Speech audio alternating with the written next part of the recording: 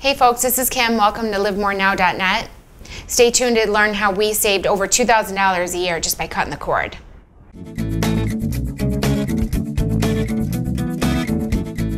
Some of you may have seen Comcast's recent commercial about that advertises their talking guide that reads aloud titles and selections. The ad features a 7-year-old blind girl named Emily who describes the movie as she envisions these characters, even though she's obviously never seen it.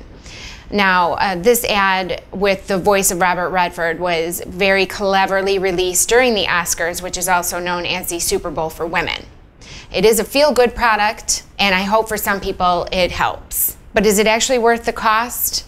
I'm not so sure. I want to share with you our experience in how we cut our cable cord, saved over $2,000 a year, and so far it's been a very positive experience. We were paying approximately $170 a month. We had no premium movie channels. The way they seemed to get us was they would nickel and dime you with a service here, $5 for this service, $10 for that service. If you want a DVR, of course, that's going to be more. If you want HD channels, that's more. After we did the math, we realized that this actually turned out to be a ridiculous amount of money, over $2,000 per year. For those of you who have some anxieties about cutting the cord, we completely understand, but I implore you to check out your options, because shortly after we cut the cord, I would say within a week or so, our old cable television was beginning to become a faded memory. You may have to change some of your viewing habits depending on what you currently watch.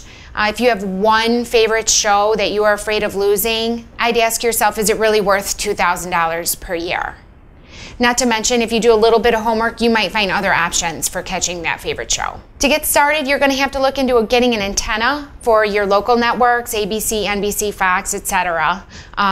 Just so you know, an antenna no longer means this giant antenna placed on the roof of your house. So if you live in an apartment or a condo, you now have the option of having an antenna inside your house. You can visit antennaweb.org. That will help you determine what you're going to need.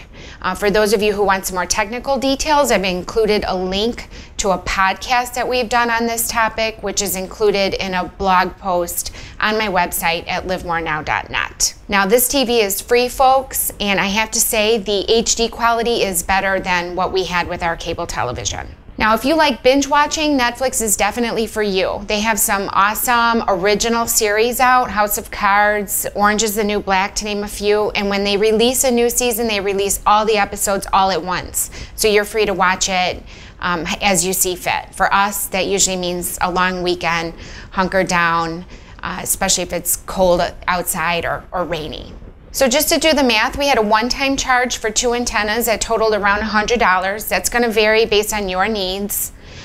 We bought the Amazon Fire Box and the Fire Stick, again, 2 for both TVs, totaling another $100. So basically a $200 startup cost. We use Netflix, which is around $8 per month.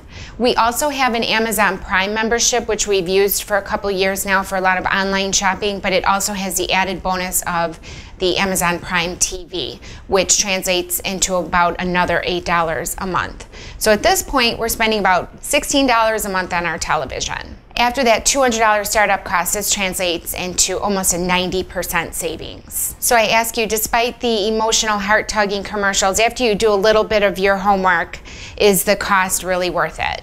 For most of us, probably not. Thanks for visiting livemorenow.net.